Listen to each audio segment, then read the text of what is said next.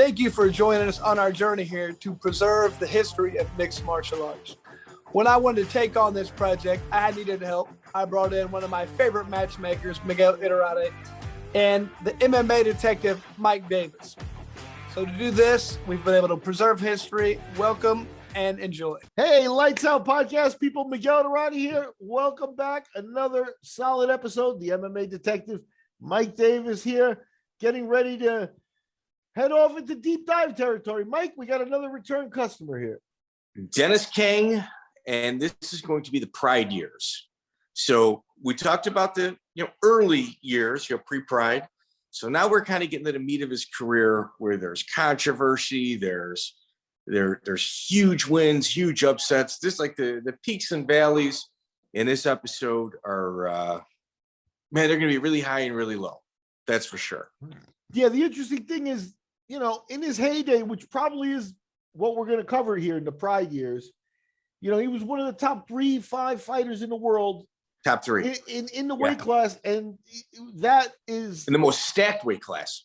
Yeah, and that was still achievable, and not being in the UFC yet, and that whole, not being reliant on a UFC career. So it's kind of a throwback to an older time too. Well, Miguel, exactly. But, I think what we're going to concentrate on is the tournament for the welterweight belt.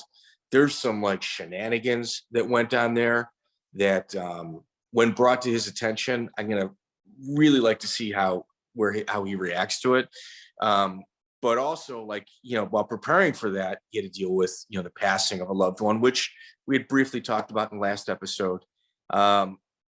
Denis is a savage, but he also he dragged his feet to go to the UFC. It was a place that he really didn't want to be at. And that was kind of the exact opposite of everybody else. So, those questions are going to be interesting to clear up. Miguel, betdsi.eu, 50% cash bonus up to $1,000 when you deposit it. If you guys gamble, it really helps us out by using our promo code LytesOut.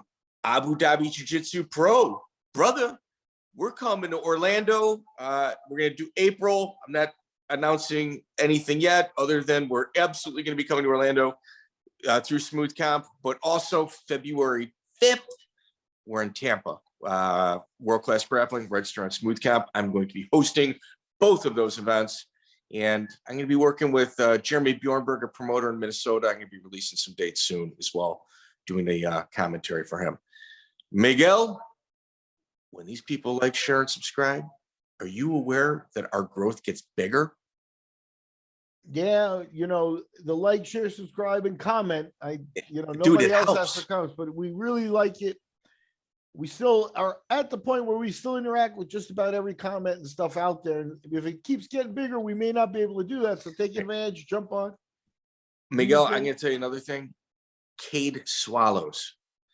I'm going to do I'm going to be doing a deep dive on his career without interviewing him on one of these post fights if he continues to comment about me on our YouTube channel, because I'm telling you, I'm going to go through his career without him able to defend himself. Not going to be pretty for either of us.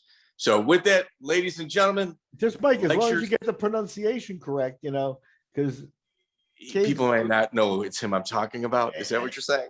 Well, you better pray. The thing about Cade is hopefully you don't run into him. Cade's a pretty tough little dude. I wouldn't sleep on him at all. I wouldn't piss him off. I guarantee. And he's already noticed you. I guarantee I could talk my way out of that situation long enough to quickly run away. That I can promise. Okay? Yeah, okay. That's so cool. Cade, brother, keep this guy honest. Don't stop. Absolutely. Like, share, subscribe, and on to Denis Kang. Hey, first recording of 2022, and it's a great one. It's the second trip down memory lane with Canadian Denis Kang, Canadian, Korean, Frenchman, international Human, dude. Canary Islands too. Yeah.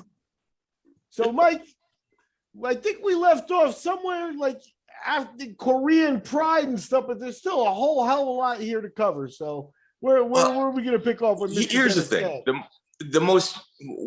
His beginnings are incredibly interesting. There's no doubt about that.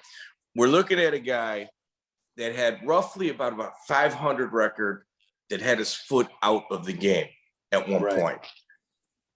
His coaches saw something that even he didn't see at that time. And Miguel, I watched his beginning fights. You looked at a person that was thinking MMA, and then later on, you saw somebody that was starting to speak MMA rather than think it. Like they were speaking it as if it was their native tongue. And on December 4th, 2004, you fought for M1. And you've got a win streak going right now, and it's Alexei Veselovzorov. Veselovzorov, yeah. That's exactly what I said. Yeah. And it was on M1. And is this your first trip to Russia? No, it's my second. Okay. Right. The first one I fought Andrei Semenov, the Pride the year before in December. Exactly. Miguel, you got me that fight. Yeah. It was a year before that he made a debut in Russia where he got a draw, and the Pride matchmakers saw. Yeah. So it was a how is that trip? Is that easy for you? Hey, is that easy for you traveling like that? It was a little tough, especially for that fight. Like it was in Russia. Russia was weird. Like everything was old. A lot of things in the hotel didn't work. There was no sauna. I had to make my own sauna in the bathroom by turning on the hot water and the hot shower to make a steam room. That's how I cut weight. But I did it. I improvised. I didn't really care. I was so, by that time, remember, this was the end of the year where I'd fought 7 times. I was so deep into the fight game. Everything was just normal for me. Like, it was just like putting one foot in front of the other. You understand? Mm-hmm. Hey, yeah. let me ask you this: in terms of Russia, this was Luzhniki in Moscow, which is the St. Petersburg. This was St. Petersburg. St. Petersburg. Yeah. Oh, I'm looking at the Semenov fight. Sorry, yeah, you're right. Yeah. So you stayed at the Hotel Moscow then? It was the big old Hotel Ukraine. Ah, even better. Okay. Yeah, huge hotel. Weird though, but yeah. Yeah, those hotels like built in the 70s are very rough, man. Yeah, I remember Ben Roth, cool. They were huge. Ben Rothwell was doing wind sprints in the halls. They were huge halls. Oh, they were massive. The architecture is amazing. Some floors, like if you're on the 12th floor, the elevator will only go to the 10th floor. So you got to get off on the 10th floor and then walk up 2 flights of stairs to work. Like, it's just weird. So this is your second Russian Red Devil in regards to. So now we're talking about Veselovzorov. Yeah. So that's correct. in a different hotel. That's in Moscow. Yes. Okay. So did you think you were getting targeted by them? Like, were they requesting? No, I was supposed to fight Amar Suloev, right? I was training for Amar Suloev and they pulled out because Amar Suloev had a fight in Pride.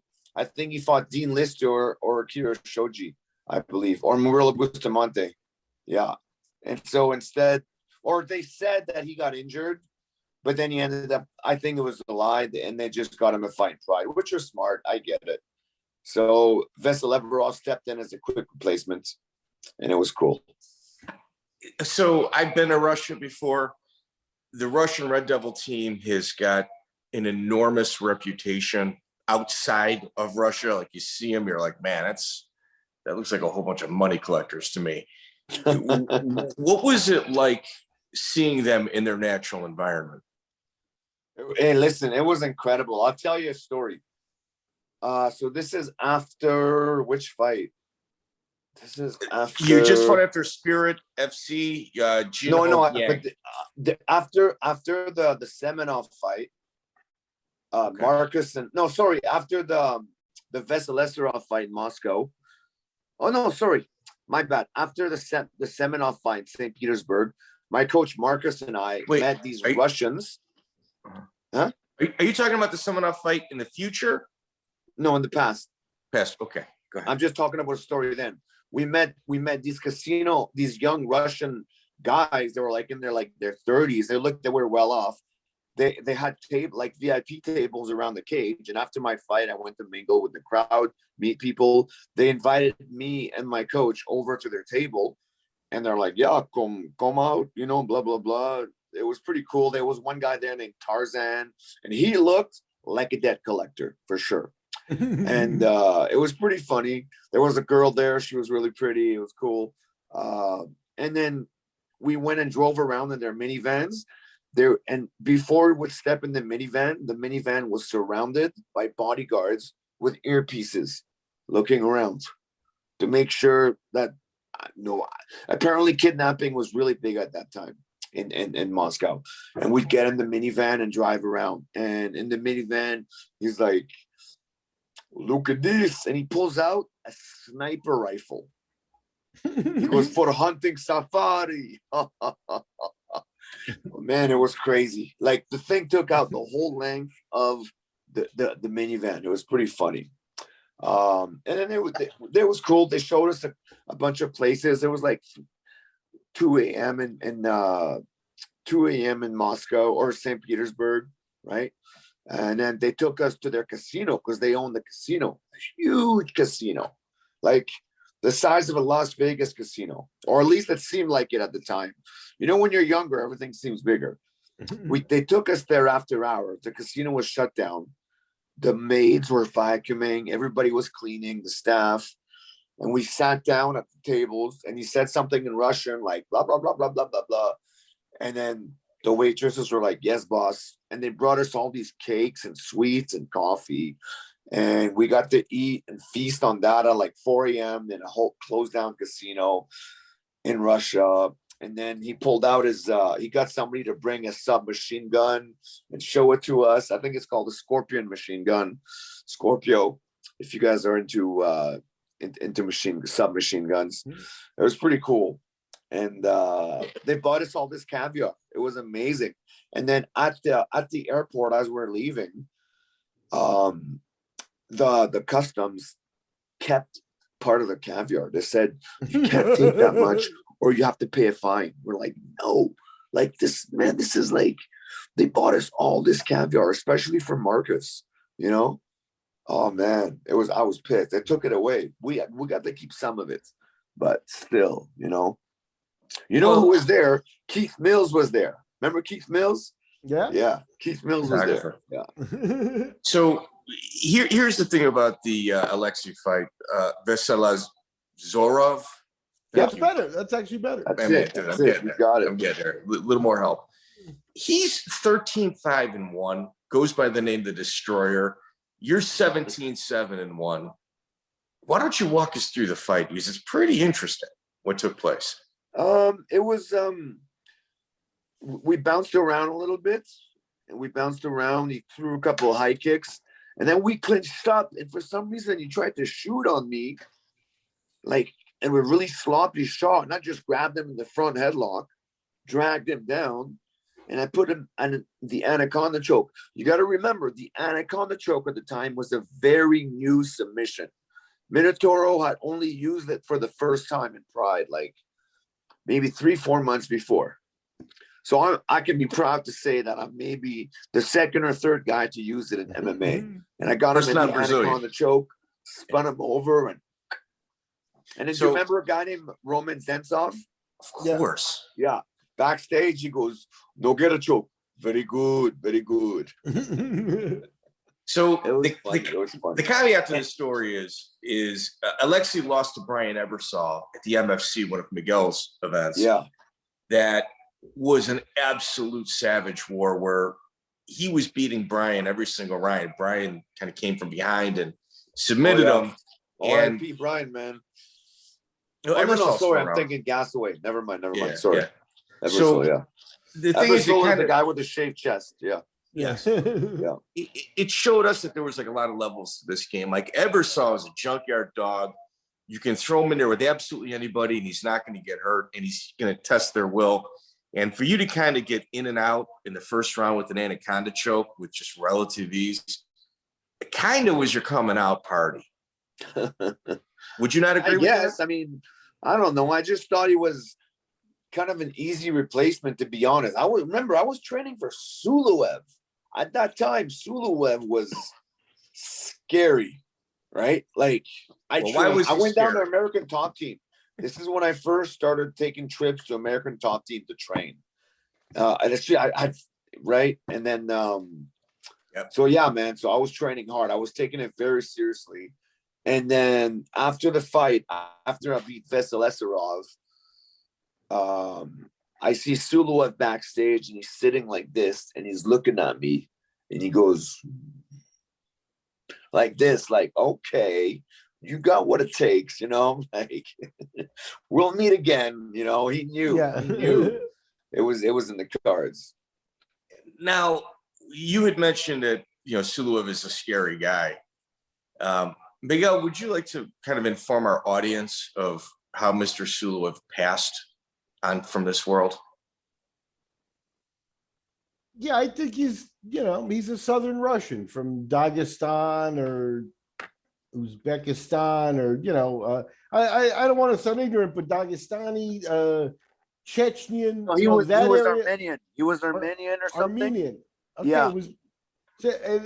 Then that's a little bit different and stuff, but culturally, living in Russia, he wasn't like a pure Russian. He was seen as an outsider. Right. He was kind of Middle Eastern.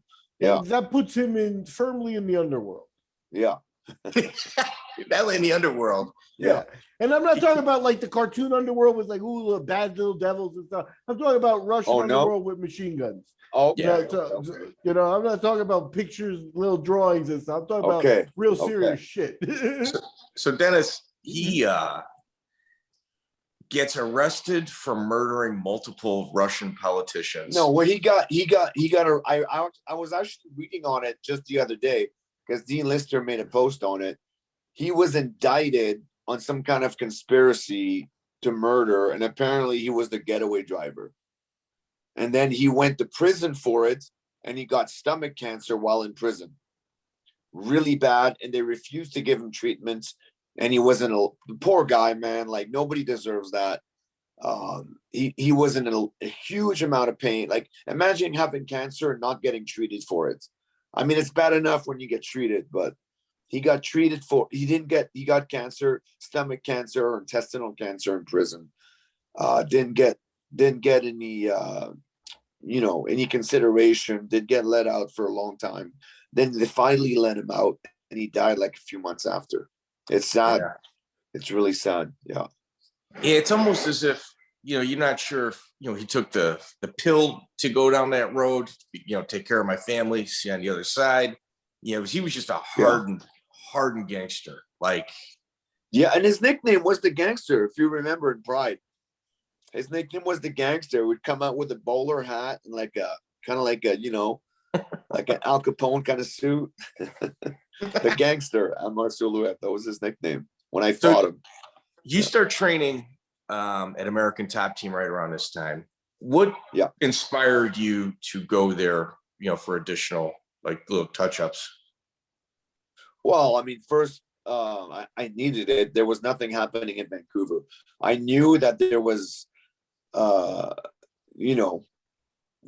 was Vancouver. There was nobody, nobody to train with in Vancouver. I had my coach, but no sparring partners. It was not a fighting city. And then number two, I was going out with Shelby at the time, right?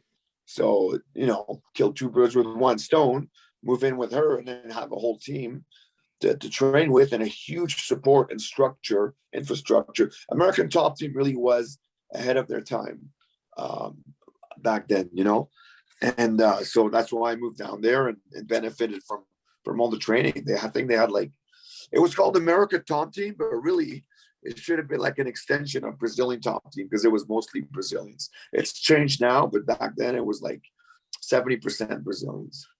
Yeah. Dan Lambert did. He just brought in all these ringers. He really did. Well, why don't you talk about the other part of that? I think I'll let you elaborate, right? But I think Marco Suarez to Ricardo Liborio is like a real smooth transition too, right? Like that. Yeah, of course. Like fits like a glove for you. Talk about Gracie, how that Gracie goes on. How that, Marcos must have called him and said, "Hey, look, I got this guy. He really, he's got no one else around him here. Can you take care? You know, how Yeah. talk about Yeah. all that. Well, they knew each other from Brazil. Marcus, you know, what knew each other. They trained together in Brazil at the Carlson Gracie Academy. Marcus was the guy who trained Conan. I don't think he trained Liborio, but I think he trained Ricardo de la Riva. Like, Marcus was one of the main coaches at the Carlson Gracie Academy for a while, you know. So he had a lot of respect, a lot of clout in the BJJ community of that side, you know. So it also, not only you know, was it good for me for training, it also smoothed things over. I didn't want to leave Marcus. Marcus was like the father figure to me and a mentor, you know. So this made things like doubly good, right? So So great. were you managed by somebody at this time prior to the American Top Team? When I got to American Top Team, I was kind of managed already by these guys and the Spirit MC guys in Korea. Okay, that's why they liked you so much as well. Yeah. So you go there, and you guys want to back up a little bit and talk about my time on the Ultimate Fighter audition for the Ultimate Fighter 1? We never talked about that. I don't even know if you guys know about it. I had no idea. No, So please, let's do the that. fly is down. This is in 2004, before I fight for the Spirit MC heavyweight tournament, and I fight 3 fights in one night. And the fly is down to be me, Josh Koscheck, Bill Mahood, Diego Sanchez, all the other guys from Tough One, Bobby Southworth, Jason McDonald, and they want us to be on, blah, blah, blah.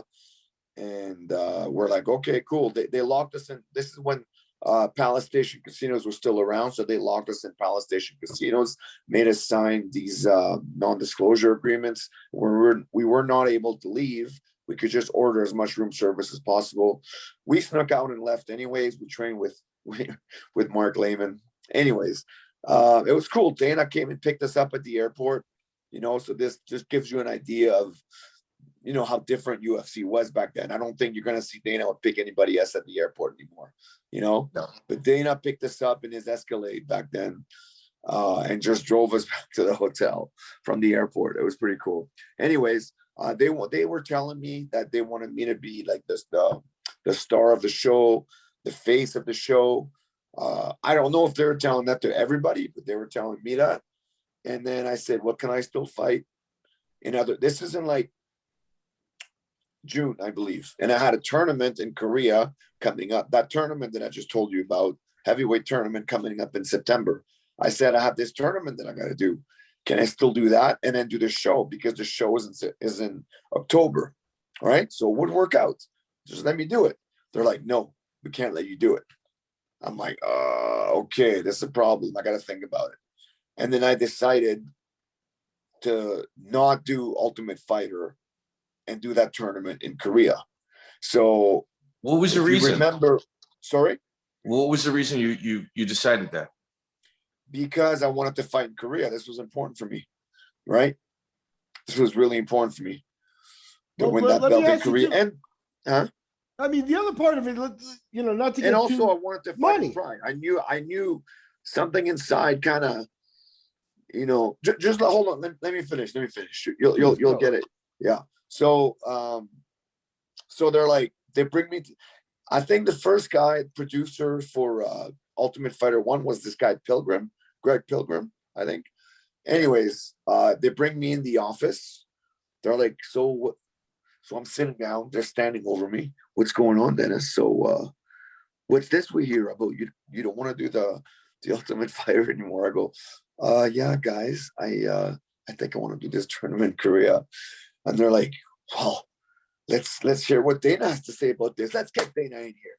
And Dana on cue just walks in, and it's just looming over me. And he's like, what's going on, Dennis? What's this? We flew you down here. You're ruining your career away. You've got all these knockouts. You've got all these losses. You'll never be anything, anywhere, anytime. You're throwing your life away. You need to choose Ultimate Fighter. And it was like, I felt a lot. I almost started crying. There was so much pressure on me. and I don't know what made me stick to my guns and say, sorry guys, I want to, I need to do this in Korea. And they're like, fine, see ya, get out of here. And then I flew back. And then how'd you get to the airport? Huh? I bet you Dana didn't take you back to the airport. No, he did take me back to the airport. That's a good one. And then, I ended up winning that tournament, and then I went and fought Pride right away, anyways, right? And then I ended up fighting in UFC later, anyways. So it all worked out. Yeah, no, I think. I mean, let's be honest. You said they approached you. They had something in mind for you, right? Did that come with some type of financial incentive? Because everybody else, even like Ultimate Fighter, yeah. Because at this point, very John small, Fitch, very small. Yeah. It was peanuts. I think it was like 7 weeks, maybe $2,000 a week. I think. No, something like 500 a week. They were saying. Well, they wanted him to be the star. Maybe they offered him more, but that's what I'm getting at. Even then, at $2,000 a week for 7 weeks, I can't remember. He probably made more than that for the Korea tour. Yeah, it would. Maybe it wasn't. Yeah, $2,000 a week wouldn't be right. No, that's too much. Might have been $5,000 a month. I think it was $5,000 a month. Yeah, it wasn't 500 a week. I don't think. So. Or maybe some people got that. Some people got that. Maybe. That's what Bonner got. Yeah, in our interview with Stefan Bonner, that's what he said. He said it was like 500 a week, and then you got a bonus if you like finish the person that you fought. Yeah. So it was me. Bonner was there. Sam Hoger, all the other guys from Ultimate. What's his name? The other Canadian guy. Yeah, Jason Thacker. Chris Lieben. Yeah. I can't believe they picked him. Like you had Bill Mahood. Oh my God, that was bad. Poor guy got traumatized. I think he got PTSD from that, man. He won't do any interviews. He won't talk to anybody. They said he had to go into hiding after it because, Canada's not a real big country. It's a huge country, but not a lot of people live there. Yeah. And they said that he got quite a few phone calls after Dennis, had you heard of him before? Like, I mean, I know Canada, like you said, is big, but also the MMA community's tight knit. It's like he came out of nowhere as far as like zero experience. Here's the thing. Me and Bill Mahood were on the same flight as him, and we're talking to him. We're like, where have you fought? Like, where, we're trying to figure it out. Here? Yeah. And he's from a really small town, like 2 hours outside of Vancouver called Hope, like a really small redneck town. So I don't even know how he got on. Yeah. Huh. Anyway, so that's where I back up. That's how you got after that. I won that tournament, 3 fights in one night, and then after that, I got the Pride. You know what's crazy is we had John Fitch on, and he said that he was on the airplane ready to go, and they called him on his cell phone saying, "Get off the plane, otherwise you're going to be stuck in Vegas because you're not on the show." So he had to go talk to them about getting his luggage out from the airplane. He had to have his, one of his parents come pick him up again. Like it's a much different. What do you mean? They kicked him off the show? From the airplane on the way to the show. Why? I think it's because they had too many people from AKA on. Yeah, but they couldn't. They knew that. Hiccup, sorry. Yeah, for a couple of weeks. All right, so you go to Florida. You were at the American Top Team, and after 8 years of fighting, you finally get the call to Pride. How does that connection take place? I was at a friend's house, and I got the call to fight in Pride. My first fight, he gave me the name of the opponent. Who called you? The guys from Korea, from Spirit MC, right? And they said the date, and I was okay. Yes, I was happy, but like I said, at that time, I was so deep and entrenched in the fight. It didn't even faze me that much. It was just another fight. You know what I mean? Like I was like, okay, whatever. It's a fight. I'm fighting. Wow. So Takahiro Oba, I fought. But then after that fight, so I won that fight by armbar. And the morning after, I remember going to like a Dunkin'. They have Dunkin' Donuts in Japan. Going to a Dunkin' Donuts by myself. I woke up before everybody, went by myself, and I was like, I made it. I made it. I made it to Pride. And I'm drinking coffee and eating Dunkin' Donuts. You know, I'm eating like a Boston cream or something. It was pretty cool. So you were also were the first MMA guy ever to be sponsored by Everlast. Right. It was Everlast Korea, to be fair. Right? Okay. Well, I tell you what, those Spirit FC guys, like, man, if they got did a good job. Hey, they did a really good job with me. Those guys were amazing. Listen, Everlast, I did a commercial for LG Telecom. I was in a movie. I was in other commercials. I did a commercial for Dodge, like Dodge cars. It was amazing, man. I presented the award for the Asian Music Awards. I presented the award for the best Asian rock of the year for 2008, 2007, I believe. Yeah.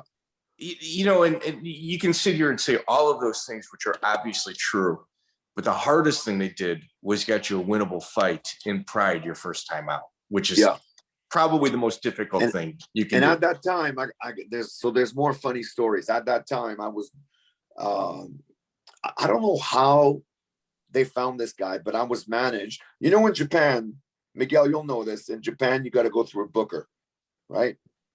So, like, for example, Motoko is one of them. Or you guys know who Motoko is? Yeah. So I was going through this guy. Well, let me set the table real quick. So just because you have a manager doesn't mean those managers get to talk to people in Pride Direct. You had to talk to an additional manager in Japan and pay a fee. And then that person in Japan would go. So you say a booker, it's more of like, you got to pay a percentage of your purse to somebody for doing a job that your manager's already doing for you. And most of them were good. Most were okay. This guy had part of his pinky missing. I let your imagination take over. He was a short little guy, balding, named Mr. Muroka. Very like a little weasel. Nice guy, charming, but you know, in like a weaselly way. And his wife was like this older Korean. She was Korean. His wife was Korean. Older Korean lady in like her 50s, smoked cigarettes with like those long, skinny plastic filters. Like, it was such a cliche character. I couldn't believe it. And he was always like, good boy, calling me a good boy and blah, blah, blah. And then I found out he was taking most of my purse and most of my per diem money. Like, you're supposed to get $100 per day per diem. He was taking 50 of it. When you hold up that novelty size check after you win, you're supposed to get $500 bonus. He was taking that. I wasn't seeing a dime of it. Like, it was ridiculous. My first fight in Pride, my first 2 fights in Pride, I think I got paid, $3 or $5 grand. Yeah. That's it. Let me ask you, because you mentioned the Andrei Semenov fight in Russia that I helped you with, and I had shared this story last podcast that after that fight happened, while he was still in Russia, Kawasaki called me and said, no, Dennis won that fight. Dennis won that fight. So I would have thought from that moment on, you belong to Kawasaki. Did you know how you wound up with the other handler? Or so Kawasaki was a manager as well, or a booker? His nickname is Booker K. His nickname is Booker K. I know. Oh, that Kawasaki. Yes. I know Booker K. Of course. Yeah. He's the guy. He's the Kawasaki. He called me, not anyone any higher up the food chain. The guy. I don't remember him being in Russia. In Russia, it was Sato, I think. Okay. All I can tell you is I can't remember. Is I found out that you won the fight and that he called me. I thought he would have some. Maybe he was just passing on information, but that's not like him. Maybe I made an assumption, but I thought he would have been your handler since that moment. I don't think he was in Russia. I don't think so. Okay. Yeah. That's cool. He might have been, but my memory's bad. Come on. But anyways, I don't know how I ended up with That's actually a good question. Like, it must have been the Koreans or something. Could you complain about this? Would they have listened? Could What's you have that? complained to anybody No, about I this? didn't know any better. So hold on. So I didn't know any better until finally I realized, okay, I'm getting taken for a ride here. And then I talked to Liborio, and then I switched over to Motoko, and that was way better. Right? Okay. Renegotiated my when I went with Pride, we just signed for 3 fights. First 3 fights, I think, were 3,000 or 5,000. So I fought Oba, Semenov, and who else? Mark Weir, I believe. And then after that, we re-signed, and I went with Motoko, and I got a huge pay bump. Well, let's go back to that card with Oba. It's on the Fedor Kosaka undercard. I was the first fight of the night. Yeah, you're on the undercard. I mean, what was it like being around Fedor and his little? So first of all, I'm backstage. The Koreans are there because they have their own sponsors. They have Everlast, and then my coach is there, Marcus. He found some sponsors for me as well, and he wants me to wear his T-shirt of the sponsor he found for me. And the Koreans are like, no, he can't. And they both start arguing about which T-shirt I'm going to wear. And I have to walk out in like probably 10 minutes. I don't even have my gloves on. So I'm like, oh my God. Like, I started freaking out. And then the Koreans won because it was bigger money. So we kind of had to go with it.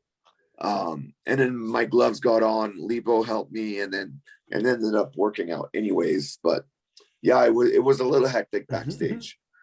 Fighting first on the card some people like it. I don't like it personally, Did you have any encounters with Fedor and his? I did.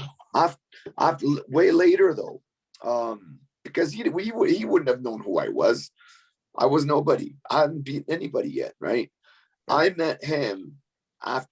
So first of all, when I beat Suloev, he cornered Suloev. Okay, so after every fight in Pride, I would take a plane to Korea, and I would do promo in Korea. So you got to remember, at the time, Fedor was going to Korea a lot too. He had a lot of sponsors. So we're on the same flight, and I'm like, oh, I'm a big fan, and he's like, he doesn't speak English. He goes and sits in first class. I go sit in coach. Okay, cool. The plane lands in Seoul. We get off the plane. We go through customs. We'll grab our luggage. He's a little bit in front of me. There's all this media waiting for us. I'm like, oh, shit, they're here for Fedor. I walk to the side. They all follow me. They were all there for me. Completely ignored him. Because I'd beaten Suloev, it meant I was in the finals of the tournament, right? It was a really big deal because they were touting me as a Korean fighter, right? So that meant that there was a Korean fighter in the finals of the Pride Grand Prix tournament. You know what I mean? And I'd beaten Suloev in pretty quick fashion. I'd beaten Ninja in pretty quick fashion, So well, we're going to get to that. It was a big buzz. Yeah, we're going to get to that. No, for sure. Yeah. So your next bout, a rematch against Andrei Semenov. Yeah. Going into the rematch, did you have any concerns, being that I think you caught a draw with him in Russia? No, I didn't care. The problem was I lost my passport for that fight. So I'm in Florida. So let's say it's like Sunday. I'm fighting the following, I think, Friday or Saturday. I lost my passport. So I had to fly to Vancouver. I get to Vancouver on Monday or Tuesday, get my passport in emergency, and then Thursday flight to Japan, get there on Friday, fight the cut weight, and fight the next day. It was crazy. And I broke my hand in that fight early on, and I won with one hand. Yeah, but I was in really good shape back then. This was like, man, I was sharp back then. I was really, really, man. Well, your style changed. Your style, like for instance, when you listen to the first interview and where you're at now, we talked about gears and shifting and kind of getting to that next level. At this point, I think, I don't know who with the American top team. I can, assume it's Howard Davis, but at this point, whenever these guys would start coming in with punches and bunches, rather than just kind of wait for your turn and kind of come back in through an open window, your reaction was to throw at the exact same time. Like, rather than allowing them the opportunity to kind of volley back and forth with the fight, you wouldn't allow that. And it started creating a lot of hesitancy in your opponents. But this is the first fight that I found where you started using that tactic. Yeah, and it's with leg kicks, especially with Suloev, because he had good footwork, right? But we're talking about Semenov his footwork away. He was really quick on his feet, so I thought take his footwork away, right?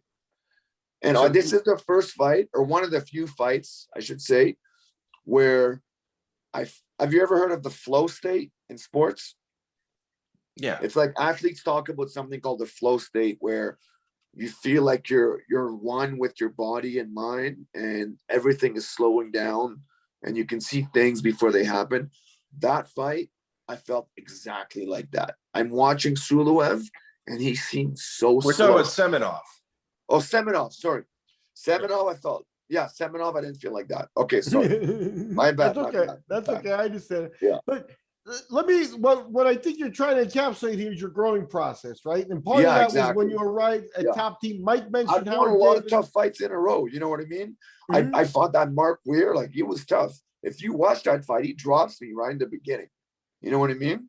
Yeah. And then before that was Semenov. That Semenov guy was so tough. Like, he punched me in the neck. You know what I mean? He was throwing those Russian hooks. One of them landed on my freaking neck. Like, who punches you in the neck? You know?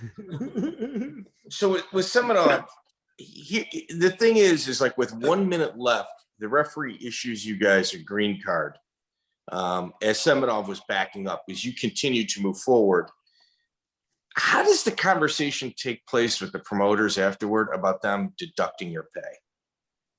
They didn't deduct my pay.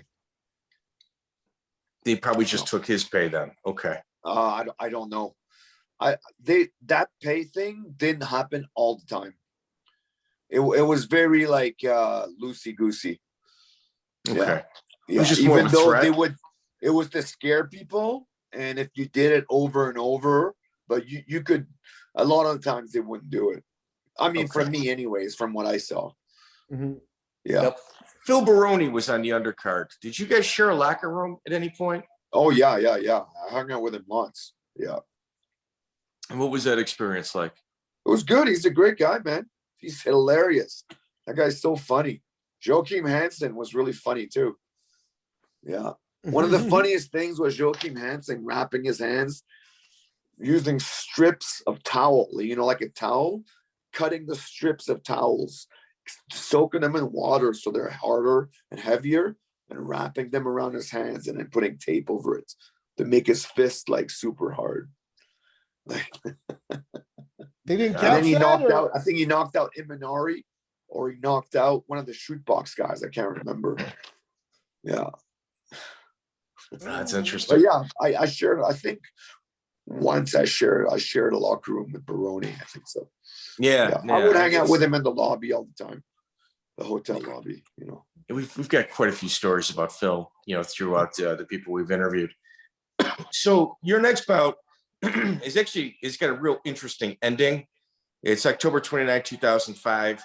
You're obviously real tight with the Spirit FC guys, and there's no video of it. I couldn't find anything, but it's Robert Villegas. Oh, that was a grappling match. Yeah. Really? Yeah, that's not a fight. It's no contest. Yeah, I shouldn't be on there. Yeah. Yeah, he's an interesting guy. I mean, there's no video of it. He's from Texas. He lost his first fight by illegal kick. He refused to fight Krzysztof Sosinski. He's kind of an interesting guy. Yeah, I heard some weird things about him, but yeah, it was just a grappling match because I had just broken my hand before that. Right, I'd fought in Korea just before that versus Jung Gyu Choi or something, and then I broke my hand in that fight.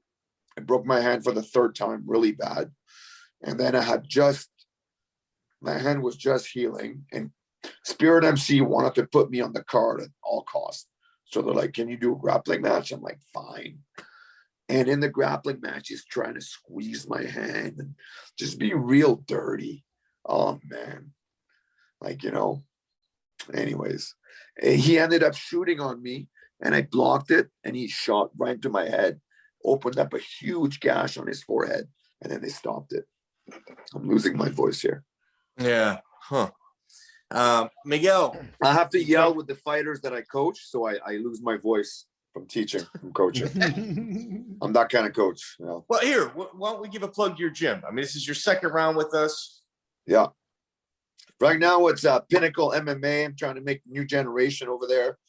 I got some young up-and-coming studs. We've had a good last year, undefeated in one draw. You know what I mean? Or I think 3 wins and 1 draw, and we're gonna have more in 2022, man. It's gonna be good. It's gonna be good. Yeah, Sam Stout spoke very highly of your guys. They're like, man, he's got because I fought one of his guys. He's got tough guys too. That was a really tough fight. Yeah. I think kind of Canada has that reputation though. Like if someone's coming from Canada down to the United States, even if they've got like 2 fights. This guy that I have is a Ukrainian guy, and he's a Taekwondo champ from Ukraine. You know what Waco is? This kickboxing event. Oh yeah.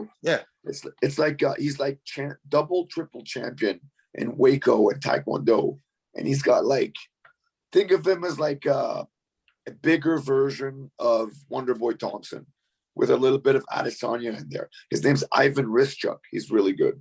Yeah. Oh wait, 85. You'll see. That's the guy who fought Sam Stout's guy. Okay. And another guy named Derek Lang. And another guy named Bryce Goujon. Yeah, you'll hear about him. It's what Sam said. Like, man, ton of respect for him and his crew. Yeah, he's doing a real good job up there. So, Miguel, Dennis jumps on your radar. Absolute Fighting Championship, December 10th, 2005. You got him up against the rugged veteran Ronnie Fields. Ron Fields, the Killing Fields. Yeah. That was his nickname. Man, he I remember catching his kick, punching him in the belly really hard. He falls on his back, going into his guard, and he must have let one rip really bad because I was like, oof. Like that punch to the belly. Won't do that again. It happens in the fight, man. So he was Miguel, a good guy. He was a good guy. Yeah. What was your thoughts of booking that fight, Miguel? In this case, Dennis is a guy who's already got a little bit of a name, and we're there in Florida. The sponsor of the show is the ATT gym, so I can see them. Dennis describes being kind of in the flow, not only in that fight, but he was also describing it that way in terms of how he was going from one fight to the next, like a robot and that. And I think that's kind of what we got. He had to stay in rhythm, catch a fight there.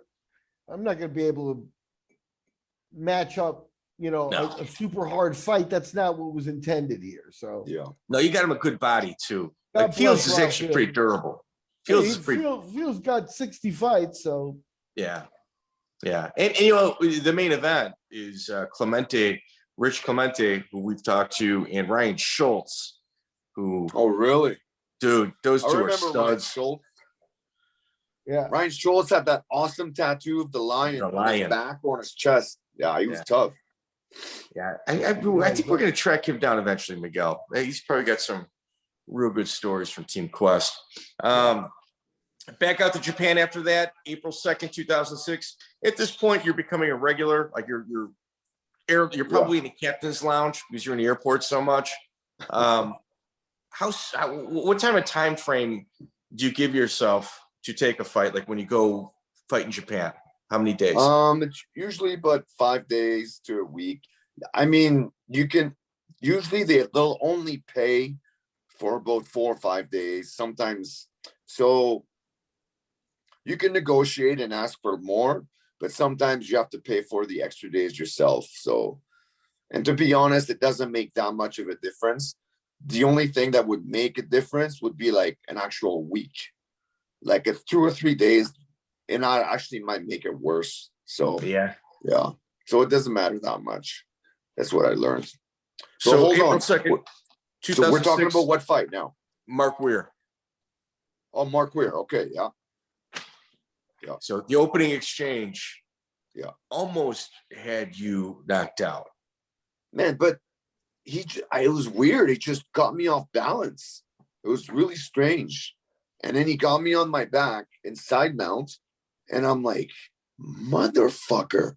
Like, I'm a jiu-jitsu guy. And he passed my guard, got me in side mount. I got kind of mad. So, like, I re-guarded, stood up, and probably did something that I shouldn't have done, but started brawling it out with him. And, dropped him. At the time, you could knee to the head on the ground in Pride, if you remember. So he was on the ground. I've got him in the tight clinch and just unloaded, pulled him over, and then it was just ground and pound. I got kind of tired in that fight. My weight cut didn't go very well. I threw up everything that I ate. So about 3/4 of the way through the fight, I was feeling pretty tired because remember that the weight cut, the weight class in Pride was not 185. It was 83 kilos. It was 182.6. Right. So it was a little bit lower. Not that extra 2.5 pounds made a huge difference, man. You know. Well, let's kind of recap. So in essence, Mark comes out on fire and lands a kick. It almost looks like it hits you on the side of the neck. Yeah, but I wasn't stunned. I wasn't hurt at all. Yeah. I think that would have knocked out a lot of people, man. Maybe, yeah. I mean, so he comes in. Obviously, you heard the description from Denis Kang. And with Mark, he throws lots of volume. It's just, and he's real long. So it's just, he always has the advantage of reach. And it's just, he keeps you away with 7 or 8 punches right in a row to keep you at the end of his fist. Yeah. And rather than you kind of wait for a window, you went right into the storm and met his volume with yours. Yeah. Where did that strategy come from? Because this is something that we're seeing a lot out of you now. That was just my style. Like, that's just what I wanted to do. You know, I really wanted to impose my will. You know, I wanted to fight. You know what I mean? That's just, I don't know how else to explain it. I just wanted to get in there right away. You know? Yeah, you stopped him with knees, heavy knees, on the ground. Yeah. Mark Weir is a tough customer. He's coming from Europe. He was one of the best guys he was the best guy out of Europe at 185 at the time, right? He fought in UFC. I think he lost to David Wazo, but I mean, in Europe, he'd beaten everybody, Yeah, no, Mark was 100% the real deal. Absolutely. Coming from like Cage Rage, legit organization where they put you in against, they bring in guys from, all over the world to fight their guys. And Mark Weir is absolutely a tough customer. Right. You had, what is it? Marcos Damata, Soares, and Wilson Gouveia in your corner. Yeah. Were those your main training partners? No, coaches. Okay. Yeah. Well, Wilson Gouveia was a training partner. Yeah. But I mean, Marcos Damata and Liborio were not. Yeah. That was one of the few fights where Marcos Suarez could not come because of visa issues. So it was Marcos Damata and Wilson Gouveia in my corner. Yeah, Gouveia is actually training the police department down in Florida.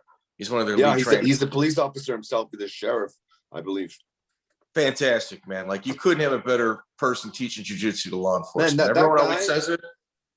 That anybody who was trained with him will tell you that guy, just pound for pound skill wise, could have been world champion, could have beaten the top 205ers. He was that good, amazing athlete, but just couldn't. He had trouble when at fight time, but in the gym, so good, probably the only guy that I really didn't like going up against because he was so hard. Grappling, jiu-jitsu, striking, like he was tough, man. Very good coordination, hand-eye coordination. Very smart. Yeah. Yeah. He's got to win over John Fitch on Miguel's show. Yeah. Oh, really? Yeah. Yeah, down in Evansville. Wow. Hook and shoot. Yeah, no, for sure. Mark Weir is a loss to Nick Thompson on my show, too. Yeah. Just another show. Nick Dennis, Thompson, wow. Let me ask you, Dennis, while you're fighting at Pride, these are the Bushido shows, which kind of took over for Pride and stuff, and they were going pretty good here. Were you hearing rumors of them trying to set you up with Paulo Filho down the line? The reason I ask you is you fought on a lot of these shows with him, and like, you know, at some point, like he was pretty good, and then the wheels fall off. Like, how much of that did you get to watch, and did your teammates like what can you report about Paulo Filho at this point? No. We were side by side, and I think they put us in opposite brackets. And I think what they were hoping for either me or Paulo Filho in the finals versus a Japanese guy. Okay. They didn't care. Or Paulo Filho. Skipping ahead here, Miguel. So why don't we kind of keep this on track? Over. Yeah. I was asking for something different, but I'll let you go grab it. No. I got you. So you go back out to Spirit FC. Was this like a last minute replacement because they got you against a Hawaiian? Yeah. No. Just the guy was a last minute guy. Yeah. Albert Basconcelles. Okay. So your last loss at this point is like 2003 against Mayhem Miller. Yeah. Like it's incredibly impressive, and you get the invite to the opening round of the welterweight Grand Prix. Yeah. How does that negotiation take place to even get invited into this tournament? There's none. They're just in because I was supposed to be in the previous year, but I broke my hand. Right? Yeah. So at this point, though, the Korean connection is really guiding you in Pride as well. Because I mean, you know, I'm an outsider, but maybe you can feel Korea and Japan have very close ties, and including in the Yakuzas and stuff, they are very tied together. Like four generations ago, they were all Korean. Most of the Yakuzas in Japan, they'll never admit it, but have Korean backgrounds. Yeah, like because most of the Koreans in Japan are kind of, you know, there's a lot of racism, I guess, a little bit, and a lot of the Yakuzas were from, you know, they couldn't get jobs, so a lot of the entertainers, a lot of the Yakuzas have Korean roots.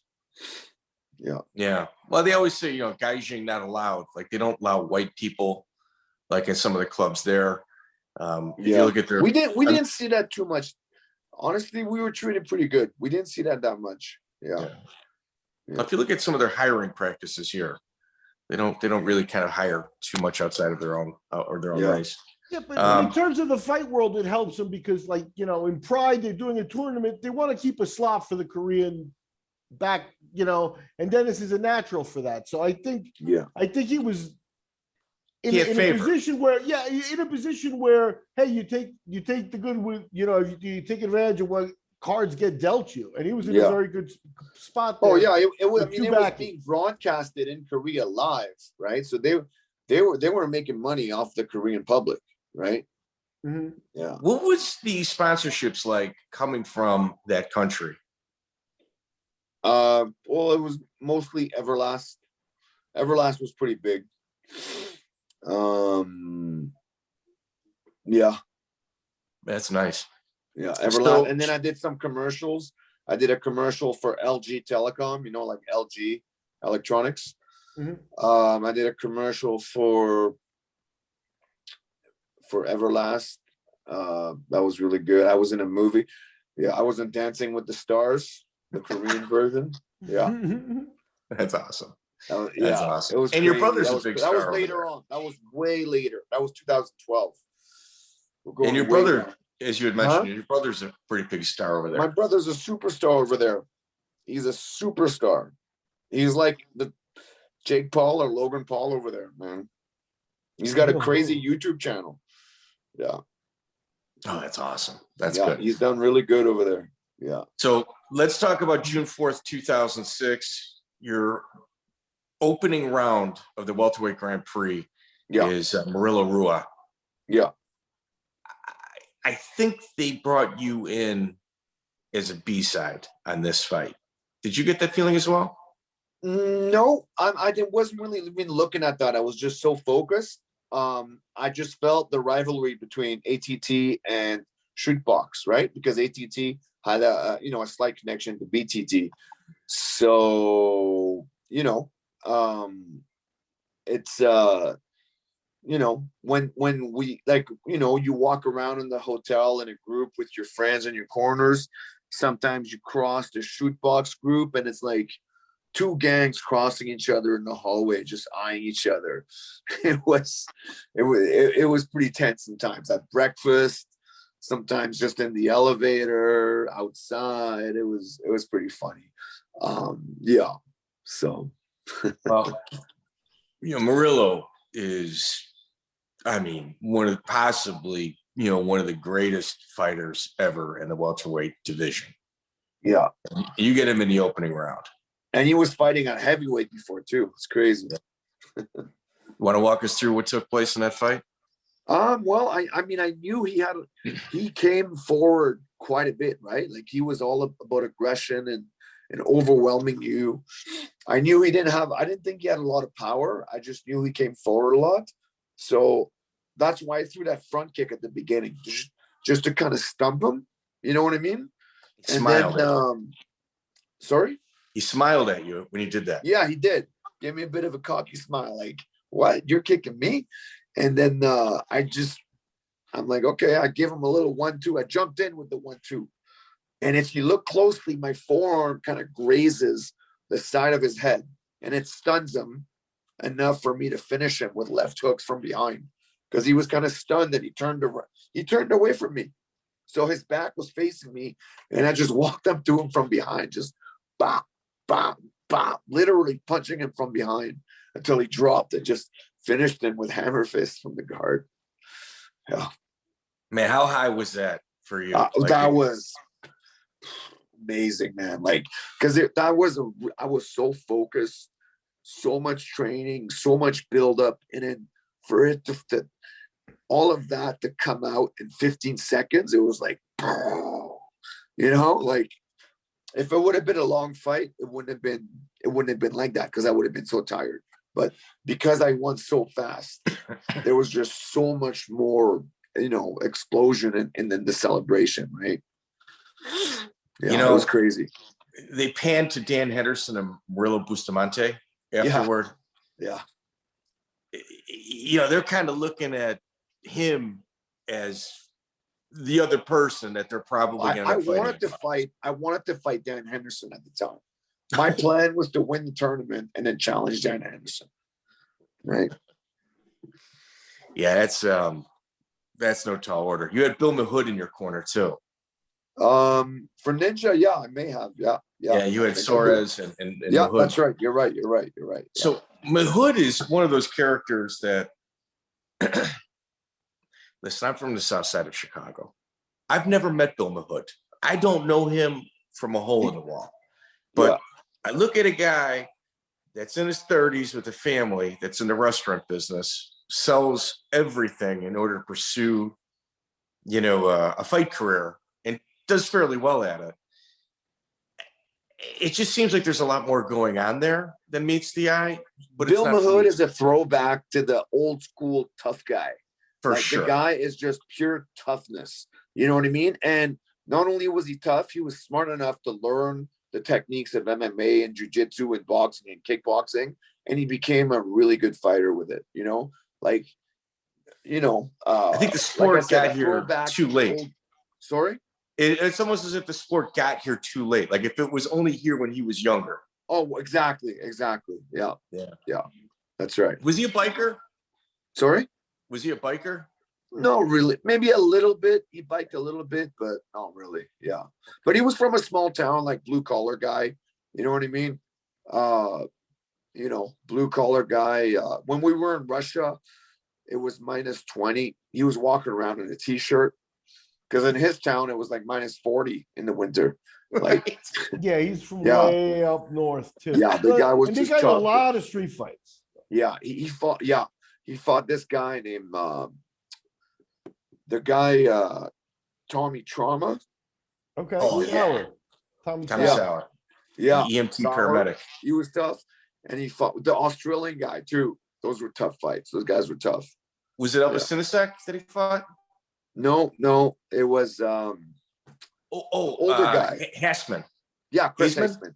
Chris Haseman. Yeah. Okay. Yeah. Okay. And those were tough fights at the time. For sure. That was good. For sure. Yeah. So at this point, you're like on a 21 fights without losing. Yeah. That's insane. Yeah. Where's your head at? Are you even, people are obviously talking to you about this at this point. Am I correct? Yeah. About what? About your win streak. A little bit.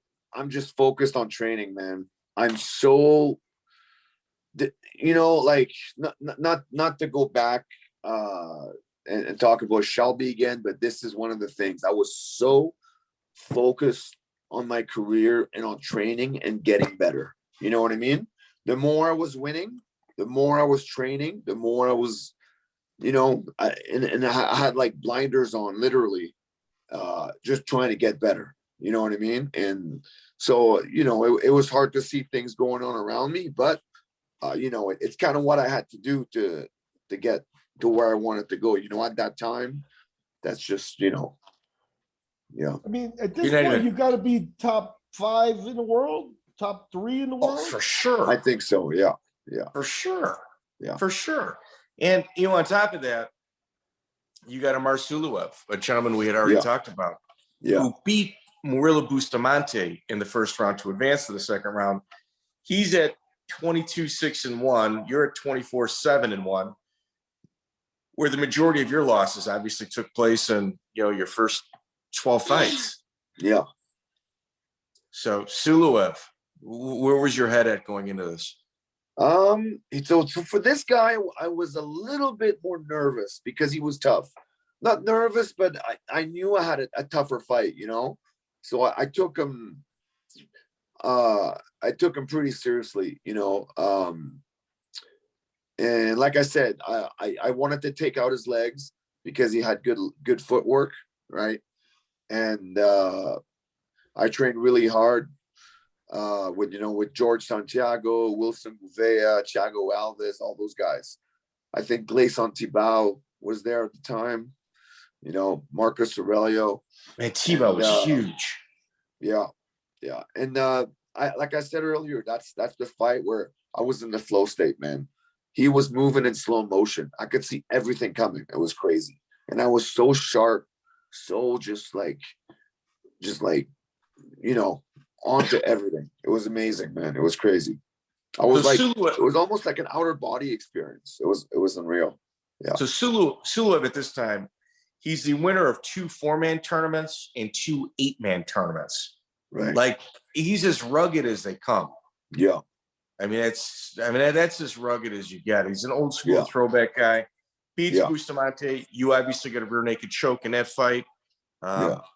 Very one-sided, I might add. And it was like a one-armed rear naked choke. Yeah. How do you get the torque to finish that? Well, I first remember I broke his nose first. I got him with the right hand, so his nose was busted.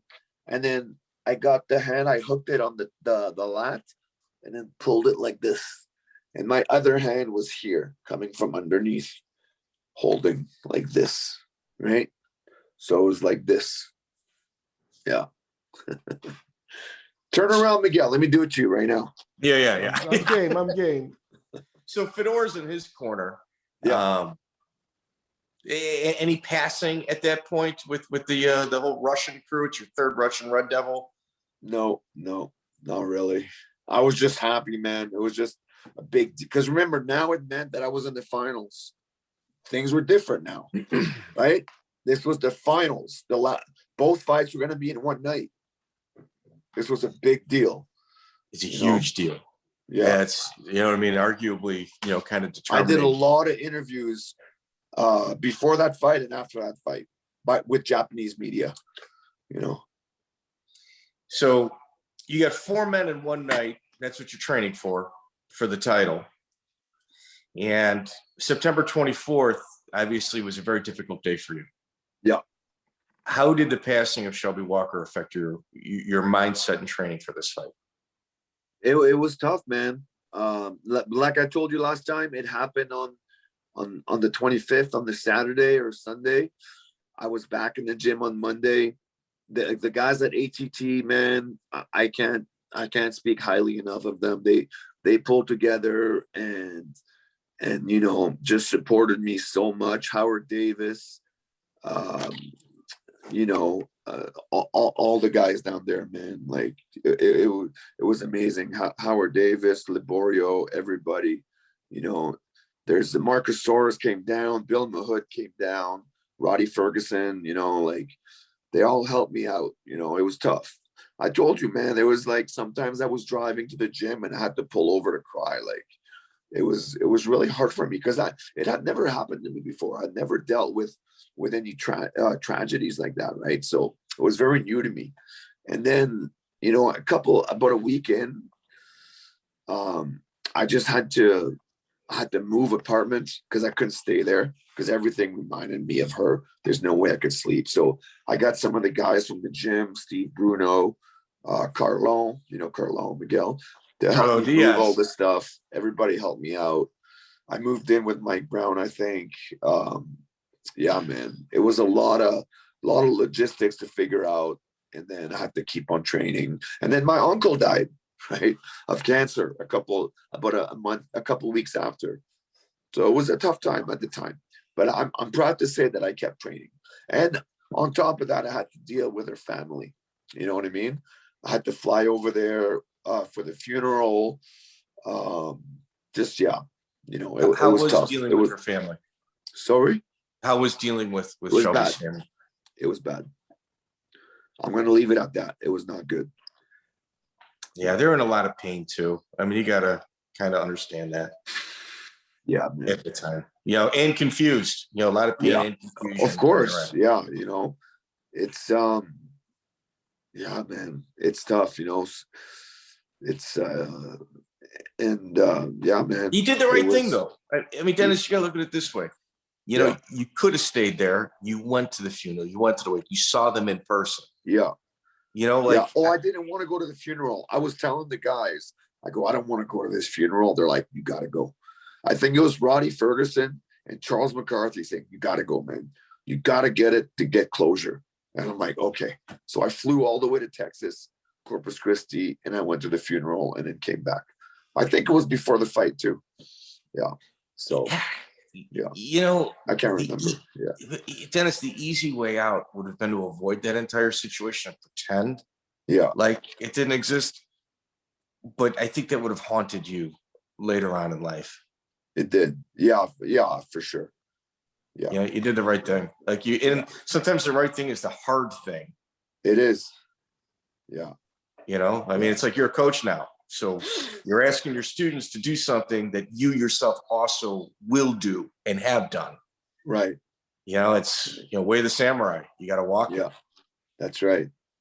That's right. So Frank Trigg says the dark horse of this tournament's Denis Kang. He was the only one picking you to win. Really? Yes. Oh, good for Frank Trigg. Yeah. Frank Trigg. So November 5th, 2006, you step in the ring against Akihiro Gono. Yeah. At Pride 14. Yeah. Gono's 28-11-7 from the very influential Garaka Dojo. He's an all-Japan kickboxing champion. It's almost like a tale of two styles. A real fast starting yourself, and Gono, who really likes to kind of slow things down on his end and conserve his energy, make you burn out your energy, and then he kind of comes out at the end. What was your thoughts? When did you find out he was your opening round opponent? I can't remember, but you know, I just wanted to fight that fight to spend as little energy as possible. You know, now thinking back on it, I think I could have knocked him out in the first 5 minutes, to be honest. but whatever. I gave him a little too much respect. He was crafty at the time. I'll give him that. So, you know, I didn't want to expend too much energy. I just wanted to do just enough to get over to the second round, right? So his path there is wins over Gegard Mousasi and Hector Lombard. Yeah. So he's legit. Yeah. So you win your fight. Obviously, it's a decision. And a little bit of controversy takes place. Yeah. You want to go through that, or do you want me to describe it? Well, Paulo Filho hurts his knee. He beats Mousasi in his first round. And then he hurts his knee. Dominates him. He dominates. Yeah, he dominates and then armbars him. And then he hurts his knee. Never takes a single punch in that fight. No. Not really. I don't know how he hurt his knee. But anyways, and then so they say I got to fight him. But then they had an alternate fight. So I don't know why that didn't happen. So, okay. So then they bring back Mousasi, whom at that point I'd only fought 6 or 7 minutes. And I'd fought 15 minutes already, 110, 1-5, right? So there was a little bit of a, you know, of a disadvantage for me right there. But it's okay, you know. And then, yeah, that fight was tough, man. Oh, wow. And also, you got to remember, I tore my bicep in that first round against Gono, right? You can see it right here. You see the hole? All right, so let me ask a few questions of you, Denis. Yeah. So, in essence, you fight Gono. Yeah. I'm not going to say it's a hard fight, but it's a fight that you expended a lot of energy. Not that much. No, I don't think so. In my opinion, anyone that fights to a decision, you know, probably, you know, expends a little bit. Yeah. You tear your bicep. Yeah. You're backstage. Yeah. Do you inform the powers that be that you've got an injury because you're all taped up? No. I don't think. I'm not. There's no way. No thought of quitting, of stopping. But right? I'm asking the knowledge. Did the people in the Pride organization know that you were injured? I can't remember. Okay. I don't remember. I don't think so. Okay. I don't think we didn't want them to know because we didn't want it to get back to somehow the BTT locker room. So who taped you up? Benke, with like that, you know, that magnetic tape. You know Andrei Benke? Benke, yes. Benke, yes. Yeah, he was the strength and conditioning coach. Him and this other coach named Muhammad Wali taped up my bicep a little bit. Kickboxing coach, Wali. Yeah. And then I don't even know if it did anything, but yeah. I've got to be very direct with you, Denis, in regards to this. Like, I watched this fight, and you know, if you've got an opportunity to put a tinfoil hat on and talk about conspiracy, I think it's almost your duty to do so, like as a person sitting in my position. So in essence, you got a guy in Paulo Filho who is a little a head case. You know, I mean, let's play devil's advocate here. Like, the guy is absolutely a head case in his own right. Yeah. He dominates Kazu Misaki. Like, I don't think a single punch or kick with any significance landed. Beat up Misaki, armbars him, gets out in like 8 or 9 minutes. Yeah. And then backstage, there's an alternate fight that takes place. And then backstage, you're injured. You're going in with one arm.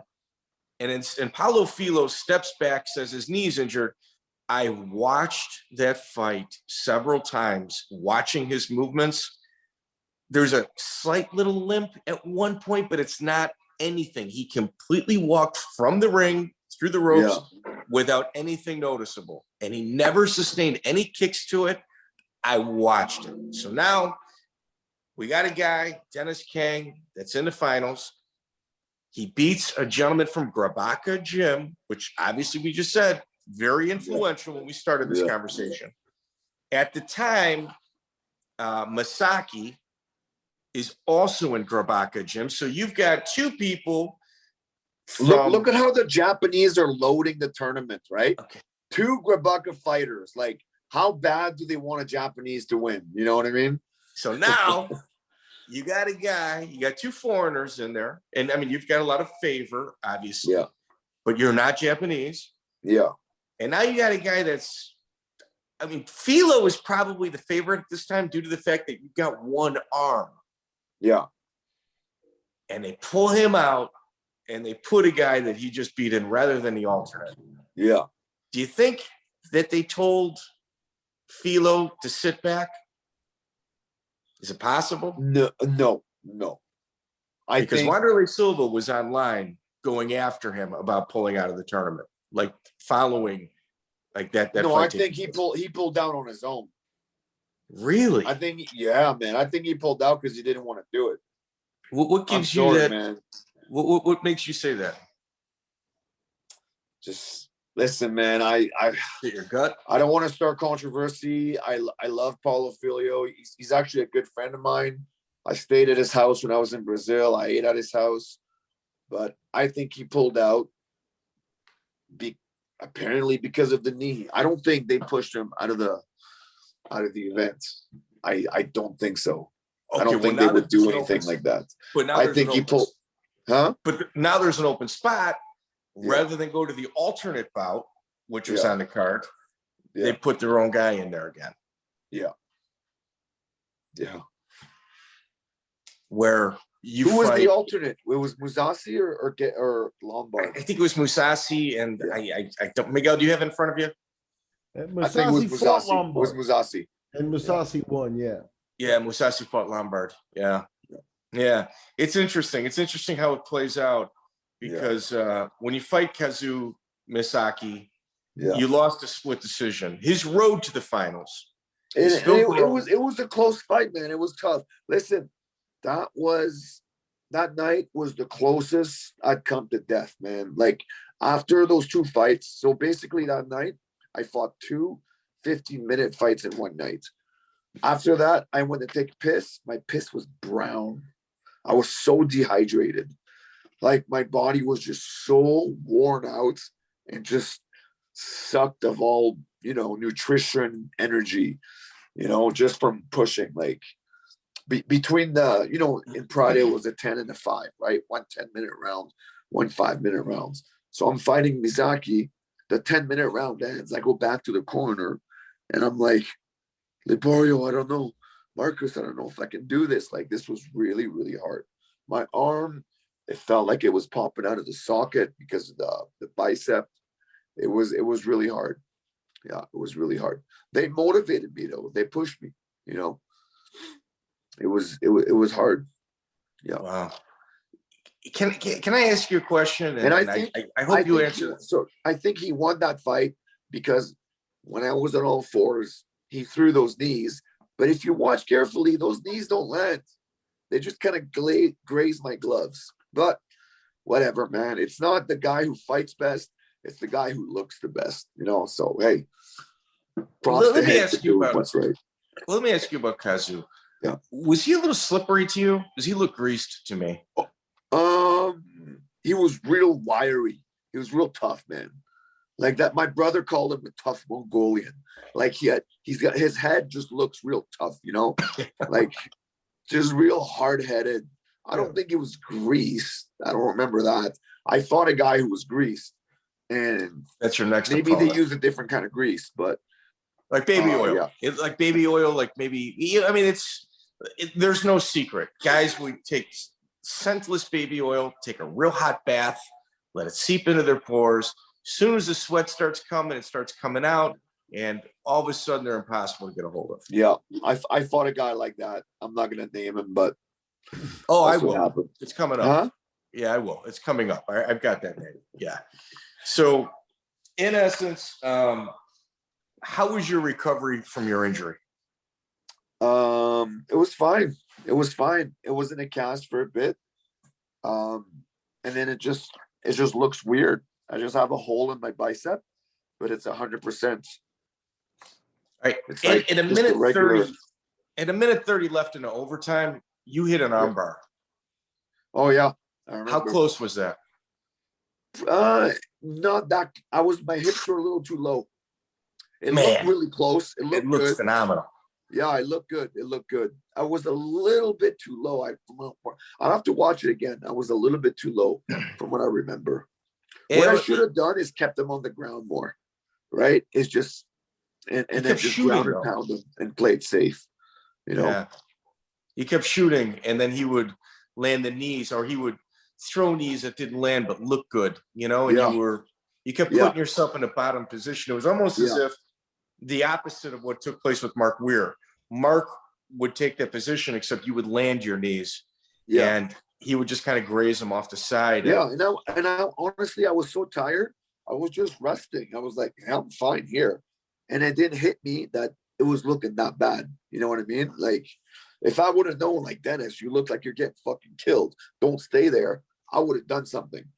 You know, I would have reversed it. So, whatever. Well, how was taking the loss? How was that mentally for you? That was tough. That was tough. There was a lot of emotions coming in. Remember that tournament, man, was like 2 years. Greatest in the world. Yeah. That was my sole focus, you know, and then the whole thing with Shelby before, you know, just everything just kind of like came out backstage. It was real emotional, real hard. But, you know, I was also happy that I fought good fights. I was happy that I got so, you know, I enjoyed myself in the tournaments. You know what I mean? I got really good experience. I fought some tough ass guys, you know, and yeah, man, that's it, you know? Okay. So what were the conversations like with the people from Pride after that bout? You know what? I don't remember that night. I can't remember, but I remember driving in Motoko's car, I think the next day. We stayed for a couple extra days in Japan. Myself, I think Liborio, Pahompa. We're driving in Motoko's car. She gets a call. She says, "Oh, that K1 article just came out. The one that shut down Pride and everything." She's like, "Oh, I think Pride is going to lose their sponsor." And that was the end right there. Oh, you know what I'm talking about, right? Sure. Yeah. The article, yeah. She got the phone call. I guess somebody told her in Japanese, and she's like, "Oh, I wonder what's going to happen." Somebody just made an article that Pride had underworld connections. And then from there, it was like, done. You know, what's crazy? And then Pride got bought by UFC. That's a whole other story. You know, Dennis, here's the thing. Everybody knew they were run by Yakuza. There was 100% fight fixing under there. Yeah. And it's not like it was a giant secret. Like it was. No, the fight fixing, there was people, I think that's kind of blown out of proportion. There was the odd fight fixing, but that was like when there was like Mark Coleman was fighting Takada, like odd fights, you know, in my opinion. I don't think it was as prevalent as people think. Well, Joe Charles, Vitor Belfort, that was a fake fight. Joe Charles, Vitor Belfort. Was that in Pride? Yeah, I think it was. Yeah. Oh, well, maybe, yeah. No, that was definitely a fake fight. Was that when Pride? Was that when Pride was under KRS? Yeah. Yeah. I think so. Yeah. Yeah, it was just weird. Like, you know, I'm in Chicago. I know that they've got underworld connections for years before they got brought down. Yeah. And all of a sudden, like one article does it. It's like, what does it matter if it's written? In Japan, like it's public and the sponsors cannot be associated with that, right? In Japan, you know,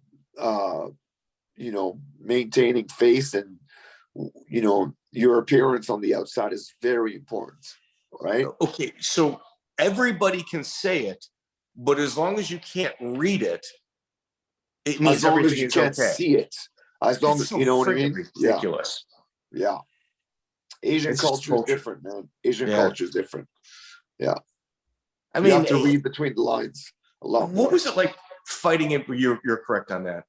What was it like fighting in front of all those people? What do you have like 60, 70,000 people at that event? It was like fighting in front of nobody because they were so quiet. Literally. It's interesting that you say that because your next fight was incredibly raucous, and I had to look it up to make sure. Well, not your next one. The one after it. All right, Spirit FC. You go back to Korea. You are becoming a hero over in that country. Give me 1 second. Give me 1 second. No. We only got a couple more, Miguel. Okay, go ahead. You're obviously, you love the country of Korea. It's where your roots are. You go back March 11, 2007, Jung Gyu Choi. Yeah. He's 8-2-1. He's out of the first legitimate jiu-jitsu school in Korea, known as I beat John that guy Frankel. 3 times. I beat that guy 3 times. I knocked him out. I submitted him, and I knocked him out again that time. It says decision. Okay, it was a KO? Oh, Jung Gyu Choi. Yeah, sorry. There was decision. That's why I broke my hand. Yeah, you're right. Yeah. Sorry. So you broke your hand. Is it the third time or fourth? Third. That's your third time. That's what I've only broken it 3 times. Yeah. Yeah, you had mentioned that it was actually prior to your Semenov fight. It was actually this fight. This is the fight that your hand really had issues with. Am I correct? Yeah. I'd actually fragmented some of the bones, some of the metacarpals. It was bad. That was a bad fight. But it healed up fine, to be honest. I was lucky. So you had mentioned that in Japan, the crowds are incredibly quiet and respectful. They are that way unless there is a huge rivalry taking place. So the buildup is Sexyama, Akihiro, or Yoshihiro Akiyama. He beats Sakuraba, who is like the national treasure of Japan. Yeah. Sakuraba backstage says, wait a minute, that guy was greased. Greased, yeah. They go back and check him. They say, not only is he greased, he's suspended indefinitely. So you got a guy that's, he's also like an Olympic judoka guy. Yeah. Also a Korean, except, the Korean judo Japanese, the Korean judo wasn't as high as the Japanese. So his family moves to Japan. He gets Japanese citizenship, and I think he may have represented Japan in the Olympics. So he did. He did. So he's somebody with obviously high-end judo. And after the K1 officials suspended him indefinitely, it only turns out to be 10 months, and they line him up with yourself. Yeah. How does that fight come about? So at that time is when I left American Top Team in the US because I had visa issues. I got kicked out of the US basically, unfortunately. Like literally. Was it just overstay? Huh? Overstay? Yeah, basically. Man, it sucks. Oh. And yeah, man. Had to come back to Vancouver. I trained here for it. Did I train here or did I go to Montreal? I can't remember. I think I trained a little bit here, and then I went to Montreal for it. With Fraser with George, right? Okay. Yeah, but still, it was like all my training camp was just all thrown all over the place, because it wasn't like my regular routine. It was all new people. Like it was bad. So, yeah. How was your training sessions with St. Pierre? It was great. Oh, he was such a nice guy, man. He picked me up from the airport. I stayed with him. We trained. He was just happy. He had the same problems that I did in Vancouver. He lacked training partners, so he was just happy to have a live-in training partner to bring along everywhere. You know what I mean? Did you stay with him? I was a little bit bigger than him, but I mean, not that big. Like him and I speak French. Remember, my first language is French, so we got along great. He was such a nice guy. Did you stay with him? Yeah, I did. So, did you guys know each other prior to this, or is it just through MMA? Yeah, just from the scene, all fighters kind of know each other from the, I fought one of his buddies, Stefan Potvin, in UCC. Yeah, so we had friends in common. We had a few friends in common. Yeah, Christophe Midou. That guy. Yeah. So in training with him, like, how would you describe like the volley between the two of you? He was good back then. It was pretty even. He got even better later. He got even better. Listen, man, I prided myself on my work ethic. There's only two people that I saw either work as hard as me or outwork me. Number one is Jay-Z Calvacanti or Josias from American Top Team. Number two is George St. Pierre. Yeah, he worked really hard. Wow. He worked really hard. Yeah. So And Sexy Yama. Huh? Go ahead. Yeah. So for Sexy Yama, yeah, man, that was tough, man. Because I was like, I didn't really have a game plan that together. I was just kind of tagging along George's training. I was getting good training, and then in the fight, if you watch the fight, he thumbs me in the eye, and I start to go like this, and I lose all sense of distance.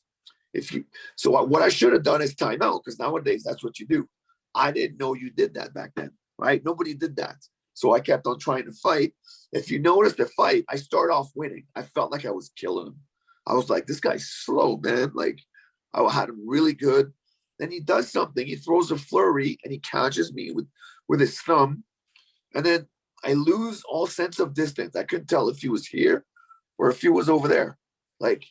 So I kept on thinking I had to get him with big moves and try to timing when he was coming in. So I started to do jumping knees or throw overhand, which I was missing by like a mile.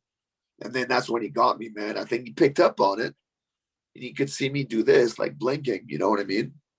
And yeah, man, I should have called timeout.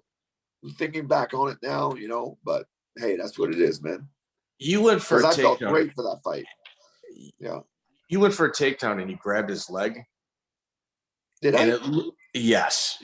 And this is the guy that I swear was greased. I don't know if he was greased for my fight. That's not the guy I meant. I don't think he was. I mean, I'm looking at like a repeat. He already got caught. Remember, there was even controversy about his glove. Remember? Go ahead. There was controversy about his glove being loaded. I think that was bullshit. But apparently he was greased against Sakuraba, yeah. I thought he was greased with you again as well. Dude, you grab his leg and it's just like, yeah. And it's like the beginning of the fight. Yeah. You had nothing out really easily. You're right. Maybe. Yeah, maybe. He's pretty shiny in the beginning too. Like if you look at the He's YouTube comments, dude, you look at the YouTube I think comments. he had no hair on his body, really smooth skin, and well moisturized. He's Hulk Hogan orange. Yeah, Hulk Hogan orange. That's right. Yeah. I'm gonna take a guess that the grease guy is the next guy up. Gegard No, the Mousasi? grease. You want me to tell you who the grease guy is? Go ahead. If you want to, Jesse Taylor. Oh, okay. Oh, I see. I can see that. He's a he wasn't even grease. It was more like soap. Like I could smell it. Like he smelled like soap. So I think he either took a shower or didn't rinse off or something. I don't know. But whatever. Yeah. There was Irish my Spring career. I wasn't the same guy by then, anyways, when I fought Jesse. Gegard Mousasi, April 29, 2008. Yeah. He's 22-1 at a Caps gym. He's a famous gym out of Holland. Gegard, 50 Fight Club member. Sent him a message the other day. Hope to have him on here. That fight, it's kind of hard to watch. Yeah. It's honestly that fight. I don't know why. I'm usually pretty strong in fights, and I never have problems with strength. That's the first time where I felt the guy was stronger than me, and I was like, "Fuck!" Like this guy's strong as a fucking ox. You know what I mean?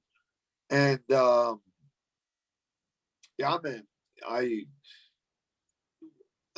I just happened to fall. Yeah, he's got really long legs. And I fell into his triangle right away. If you look, they're like, boom, lock on right away. And then that's what it was. I mean, I started off okay, but yeah, It's too bad, man. Where are you at mentally at this point? I wasn't quite, because remember, I was gone from ATT. So things were disorganized in my training. I was training at Tristar. So I was still kind of figuring things out. I was doing good at Tristar, but, you know, Do you think the I was changes still kind of the beginning stages there, right? Well, do you think the changes over there may have affected your fighting style and kind of catch you? It did. 100%. 100%. Now, Right? Because also, I would travel over to those fights with either guys from ATT or guys from Vancouver. I wouldn't bring up guys from TriStar. Yeah, people say that, like, for instance, with Faraz Zahabi, brilliant mind. Yeah. But he changes fighters. You know, you start seeing decisions on their record instead of finishes. Were you just kind of stuck in the middle? Style. Yeah. I think he's a really good corner, man. But he's got a different style, man. You know, I've heard that too, but I've worked with him. I've really liked his style, man. There's a lot of stuff that he does that's really good. You know, he's got a really good strategic mind, and I think he's really good in the corner. That's one of his strengths. Breaking tape down as well. He's very good at that. Yeah, exactly. Yeah. Very good. Miguel, sorry about that. No, I was just gonna ask. So you went from Pride to K1 to the new show Dream here. So talk a little bit about Japanese politics and what you were feeling at this point. Was it getting smaller? Was everybody feeling the pressure? Just give me your impression. Yeah, it was a little weird. It was kind of, it seemed like they were hanging on to the old Pride days and they were trying to bring it back. We were all hoping that's what was going to happen. You know, it was all the old staff from Pride, basically, except for K1 Heroes. Actually, even for K1 Heroes, I believe some of the staff from Pride was working with them. But for Dream, for Dream, it was all the staff from Pride, right? And that's what it was, right? They were wanted to make another event, you know, and they were making that tournament again, right? And that's. So, did you ever? Doing a good job. The feel was there, you know, and we were all hoping, all the fighters that we would talk to, like, we were all hoping that, you know, this would be the second Pride, but it never took off with the same panache that Pride had. You know, that was just gone. Was that your first time at Saitama? I don't know. I don't think so. Okay. I think when I fought the finals of the tournament was at Saitama. Okay. When I fought Mizaki and Gono, I think so. Yeah, I think my reference it. My bad. You know, at the beginning of this interview, you had mentioned that Dana White picks you up in his Escalade, you know, for The Ultimate Fighter Season 1. Did you ever have any conversations with Saki Kibara? Yeah. Any interactions? Yeah. Because it was through the translator. So you got to remember. So now we're going to go back a little bit. Remember, UFC bought Pride. Remember? Mm-hmm. Yeah, actually, this is going back. I was talking to you a little bit, Miguel, then, or through Dan Lambert. Mm-hmm. UFC bought Pride, but there was a clause in the contract saying that if the company was bought, you had the choice to deny you going over. So that's what I did. So Saka Kibara and the translator and the lawyer called me and the UFC lawyer and tried. Sometimes there was like 30-minute phone calls trying to convince me to flip over UFC. Like, UFC bought this. They want you. I'm like, no, I want to test free agency.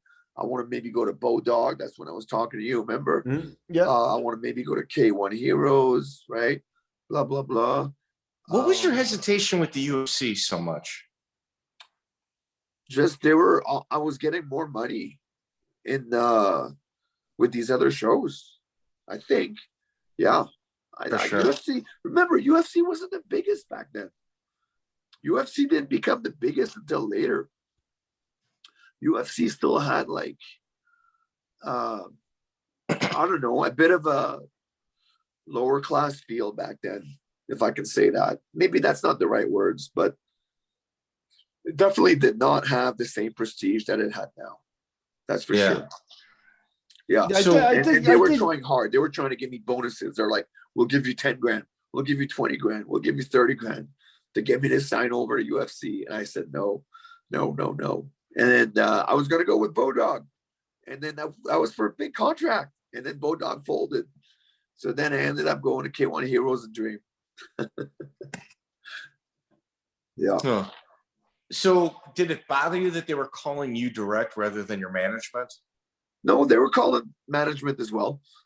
We were having like three-way phone calls. Yeah. Where was your management? Were they also kind of telling you? No, you don't Dan need Lambert. them? Yeah, he was telling me, try to see what you'll get more money with these other shows, you know. Okay, so Dan Lambert took over your management at this point? Yeah. Oh, you can't beat that. Yeah. No, I mean, you're in good hands with that guy. Yeah. Yeah, you can say whatever it is you want about the American Top Team, but, you know, Dan Lambert. He's a lawyer himself. Right? Yeah, he's not looking to nickel and dime you like a lot. Like if he took you and that means you, what was your relationship like with Dan? Super tight. He's awesome. Loved him. Awesome guy, man. Can't speak highly enough about him. You know, doesn't get the credit he deserves because he shuns the spotlight, but a little bit less now. But man, the guy should be in the Hall of Fame of MMA just for how much he's helped the sport grow, how much he's helped fighters, how much he's helped put over fighters, you know, and teams and, you know, all that stuff, man, that has influence in the sport as a whole. You know, UFC will tell you that. I guarantee you ask Dana White, he'll tell you the same thing, you know? Oh yeah. Yeah. Oh yeah. No, Dan deserves all that type of credit. Now let me ask you, how's Dan on the mats? He's good. Oh man, he's a black belt. Boss. We'll take some shots at him if you can. Here. He's really good. Oh, okay. Yeah. Yeah. I will say the last time I tapped with him, I tapped. The last time I rolled with him, I tapped him. That's our last time. There you go. That's what we. So he owes me one. So we had Bob Meyerowitz on, the original UFC owner. Oh yeah. And when he was selling it, he had mentioned that Dan Lambert was absolutely in a conversation to purchase it. I heard about that. Yeah. Yeah. Huh. I wonder how come it didn't happen. Yeah, I think it was very organized at that point. I think everybody who bowed out, and I think Dan says he stated he lost money, but I think everybody there knew that the Fertittas were the biggest, you know, the biggest whale. Well, he put on WEF instead, right? So who? Dan? Dan, yeah, right? Yeah, no, Dan, that was Battarelli, right? Yeah, Dan had a bunch of his own shows, you know, and eventually he stopped doing his shows supporting the gym and let the guys go to other shows. He did a lot of shows and stuff, but I think he'll be the first to tell you that the Fertittas are a different level of money. That even they are. Yeah. You know what I mean? And Bob Meyerowitz also said the same thing. Talk about two guys that are doing pretty well for themselves. And also with Vegas connections, right? Yeah, exactly. So, absolutely. Yeah. You're talking about two guys, Meyerowitz and Lambert, they're both doing good in life. They don't have to worry about certain things, but they also recognize a bigger fish in the Fertittas. Yeah, that's exactly. I think, you know, part of Dan's Hall of Fame career is recognizing that as well. Yeah. Yeah. I mean, you're looking at guys with high 8-figure wealth, and then in Vegas, you're looking at 9-figure wealth. Yeah. Dan told me, he goes, I like Atlantic City. And I go, you know, Vegas is a lot more fun. He goes, yeah, but I'm a whale here. And, you know, in Atlantic City, he got lost. Not that he got lost. They gave him a lot of perks, more than me. Oh, yeah. You, Mike. You know? But he you know, he was one among a few in in Vegas, not in Atlantic City. So, yeah, it's an interesting game there. So, Miguel, I think we're obligated. He mentioned American Top Team. I think we're obligated to mention a certain couple of names that are guaranteed to get stories, or he's lying to us. So why don't we start with Hector Lombard? Yeah. Do you have any stories? We love Hector. No, he came after I left. Oh, did he? Oh. So hold on. But he's a good guy. He's tough. He's a great guy. The only way I met him was when he came to Calgary to fight Tim Boych for his first UFC fight. I think I told you guys this last time. His cornerman couldn't make it across the border, his training partner. So they flew me. I was living in Montreal at the time. So they flew me over to Calgary to be his sparring partner for that 1 week before his fight versus Tim Boych. And yeah, Hector was quite the character. Very, very emotional, very outspoken. Yeah. Was he injured? Was he fucked up before that fight? No, not at all. Not that I saw. They didn't show it to me. No. All right. What about Thiago Silva? Thiago Silva? Yeah. You mean yeah, he was a little nuts. He was tough. He was nuts. He was the guy. Thiago Silva, you mean the guy with the neck tattoos, right? Yeah. Yeah.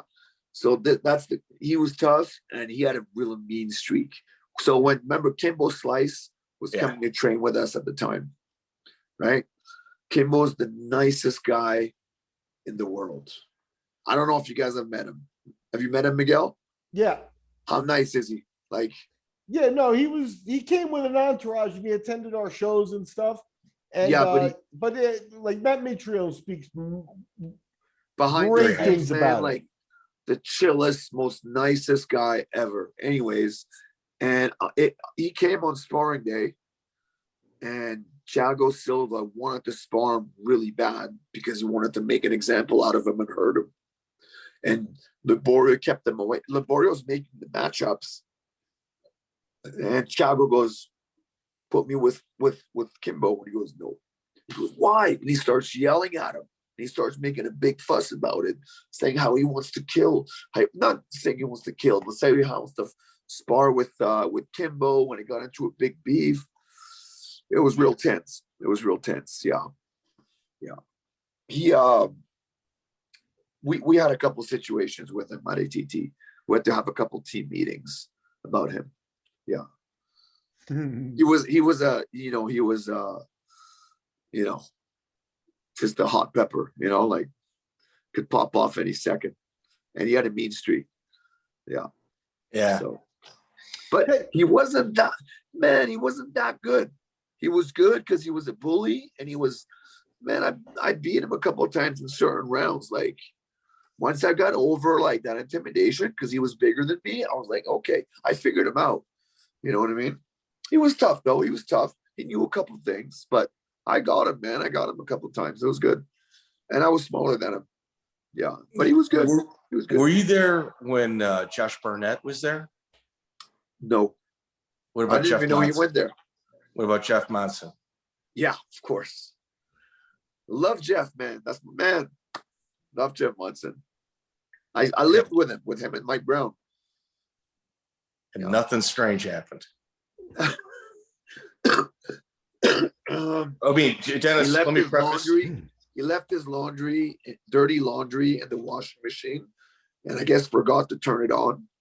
And when I went to do my laundry, it had been there for like a week. And I opened it, and the smell just wafted up. It was gross. So we've got an entire portion of our YouTube channel dedicated to Jeff Monson stories. Oh yeah. Oh yes. Oh yes. Dennis, let me ask you on a serious note. A lot of people talk about Liborio, like being like, like better than Hickson, on that Hickson level, like a jiu-jitsu. Like, what did you see? You seem pretty level-headed. Is Liborio all that on the mats? I mean, you had to see some stuff. I never rolled with him. I heard all that too. And I saw him do that to other people, but I don't know if it was just a respect factor. But he was good for sure. He was damn good. But by the time that I was there, he was real old and his back was really bad. So he couldn't do that much. You know what I mean? Yeah. Okay. So Bigfoot Silva is fighting. He was tough. Oh my God. It was a nightmare. He's fighting Eric Pele on an event in Canada. Yeah. And there was quite a few bikers there. Okay. And Carlos Diaz made the mistake of trying to walk through the bikers. And he said to me that he was inches away from death. And you somehow knew them and kind of were able to kind of allow Carlos to pass through this group of individuals. Maybe. I don't remember that. Really? Probably Rob Talik's guys. Yeah, I probably it was Rob Velick. Velick, yeah. That's it. Yeah. Yeah. I probably did. Yeah. Velick actually I fought don't on that remember show. it, but it could have happened. Yeah. Because Vancouver's like that, right? They have a big presence here, especially at that time. So how prevalent were they at the MMA events, the bikers? Back then, huge. And it kind of a lot of other groups, so to speak, were also prevalent at the MMA events, and it kind of gave MMA a bad name at that time. We're talking like Vietnamese mob. The 2008, 7, 9, 10, right? So now it's not like that anymore. You know what I mean? It's not like that. Now it's a lot more professional. But back then it was like that, a lot more. Yeah, like right around that time, we had Antonio McKee on, and they had the above ground fightings, like whatever combat sports. And he's like, yeah, selling coke, and we were just kind of supporting that organization with drug money. Like he said in our interview, and it was everywhere. Like MMA around that time, like if you had a keen eye, you could see it. But if you just went there for the fights and not kind of really looking at what was around you. Remember that event in California with the Mongols? It was so we've interviewed a few people that were on it, Steve Berger being one of them, and Chris Brennan. What was it called again? Millennium? Was it not Genesis? Miguel, what was it? Millennium? No. It's the Ultimate Athlete, right? Ultimate Athlete. No, it wasn't Ultimate Athlete. It was Ultimate Athlete. It was Ultimate Athlete 2. With the Mongols? Yeah. Yes, they stabbed somebody and guy almost died. And because one of the Mongols was fighting, right? Yeah. That's the thing is Canada's, they're, for lack of a better word, their drug scene is very different than the United States. In fact, in Vancouver, there's a tolerance for it, like among the cops and stuff, like legally accepted to a certain extent. Like back then you could walk down the street smoking a joint, or even be seen in certain areas of Vancouver doing hard drugs on the street, and they tolerated it. So it's very different than here, but that also hints at control and flow. Like, keep in mind. Well, now marijuana is legal over here in Canada. And back then it wasn't, but it sort of was. You weren't going to get arrested. It's exactly. It was accepted. And the thing about it, like I know, like as far as ties, like Bibiano Fernandez, who's a very high skill black belt and like a one champion, I think, was sponsored by bikers up in the Vancouver area. You know, so Pele. So Pele Landy was up there with that team too. So, and Rob Velick did his MMA debut, he was a biker, I think, that, dabbled in fighting, but he did his MMA debut on my Vancouver show. Yeah. Okay, so Mike got blended. Right. So here, for instance, we're talking about the biker scene and stuff like that. Your fight, October 25th, 2008, Raw Combat against Marvin Eastman. Was that also a biker event? Yes and no. Miguel, did you like that one? Did you like how I worked that one in? Was that smooth? So the bell rings. We're circling. The first thing I smell is weed going through the cage. Like I'm in there fighting and I'm smelling weed. And I hear somebody in the crowd go, "Give it up, Marvin, you suck." Like, give it up, Eastman, you suck. It was just funny. And then, I ended up winning in the first round. But yeah, it was pretty much that kind of event. Raw combat. That's hilarious. Yeah. I forget what fight. Eve Edwards has a story when he fought Aaron Riley, where he heard somebody in the audience saying, "Beat his ass." Yeah, like a backward. But the problem is he doesn't know who that person was referring to. At least you know that they were rooting for you and not Marvin. So that, Miguel, is Denis Kang the Pride years. What a roller coaster. And what a roller coaster. That's man, you're gonna leave off before UFC. Okay, I understand. Wow, we got 2 hours Miguel, already, man. That's part 3. Yeah. Dennis, brother, man, that was good stuff. That was awesome, guys. Yeah, we're gonna do a part 3, man, if you want, because we're gonna do the UFC years. Yeah, that's for sure. We got to come back. All right, that's for sure. So let's do another couple of weeks, and I'll be in touch. We're gonna save this one till February, just so you know, Dennis. Thank you, sir. Appreciate your time, Dennis. True legend. Love you guys. Love you guys. Awesome. Take care, brother. Where's Chris? Where's Chris? I'm not going to say that there was. Let's just. Okay, he's sick. He could make it. I just said a lot. He's moonlighting. He's moonlighting. He'll be here next time, hopefully. Okay, guys. Happy New Year, guys. Thank you, brother. Denis Kang, the Pride years, is in the books, Mike. And how do you think it went? I think it went swell. Man, he's an interesting guy. Like he's a talker. And he comes with stories, and like he's such a nice guy, and you can tell just by like life in general, he's pretty green. Like he's got like a tinge of innocence to him. And the guy knocked out Hua in 15 seconds. So it's kind of like just a weird mix. Like it's a strange mix. Just great human being. And I'll tell you what, his training partners, Carlos Diaz. When we kind of call around, when we got somebody on our radar, we get the backgrounds done, and then we start kind of calling mutual friends and swear them to secrecy that, the conversation stays between us. So we get a genuine reaction on the interview. Man, Carlos Diaz, he's just like, man, please tell him I said hello. Like that guy, it's just like the love and respect that Carlos had for him was immense. And it spoke volumes of the type of person that Denis was in and out of the cage.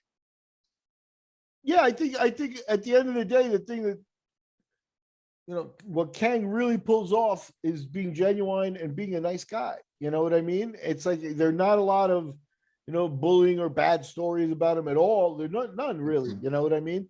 And he got pretty damn close to the top of the game. And, he was very interesting catch. It'll be interesting to close out his career now. And I'm not surprised at all that he's transitioned into a school and, is continuing to hand out jiu-jitsu, and that he has, a team of young up-and-comers that he's savages. Doesn't surprise me at all. So, hats off to Denis. I knew everything at some point, everything he did, he deserves success, Yeah. The thing is, like, obviously a good-looking guy, phenomenal athlete, and he's also intelligent. Like it's speaks very 4 languages, intelligent. Like it's like there's a lot of boxes that he checks off that even the most advanced martial artists just fall short of. Fantastic. We got to go back to Canada as well. Couple people on our radar. Joe Dorkson. If you guys got something on Joe Dorkson or got funny stories involving him, please send them our way. Legendary, 50 Fight Club member out of Canada, Manitoba. We got him lined up. Systems guy too. Yeah, we got him lined up. So I'm pretty excited about that. So, ladies and gentlemen, like, share, subscribe. Once again, lights out promo for betdsi.eu. Using that promo helps us out. We greatly appreciate that. And I got a couple grappling events. February 5th in Tampa, World Class Grappling, registered through Smooth Comp. And in April, we're going to be Abu Dhabi Jiu-Jitsu Pro. So pretty big news on our end. So, Miguel, I'll see you on the next one, brother. Denis Kang, the Pride years is in the books. Check out the full interview on iTunes, Spotify, and all major podcast platforms.